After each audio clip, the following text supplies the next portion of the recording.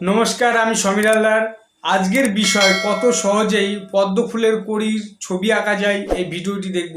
যদি ভালো লেগে থাকে অবশ্যই একটা লাইক করবেন, কমেন্ট করবেন। আরও এই ধরনের নতুন নতুন ভিডিও পেতে অবশ্যই আমার এই চ্যানেলটি সাবস্ক্রাইব করে নেবেন যারা এখনও আমার চ্যানেলটি সাবস্ক্রাইব করেননি। আর যারা আমার চ্যানেলটি সাবস্ক্রাইব করেছেন তাদেরকে অসংখ্য অসংখ্য ধন্যবাদ।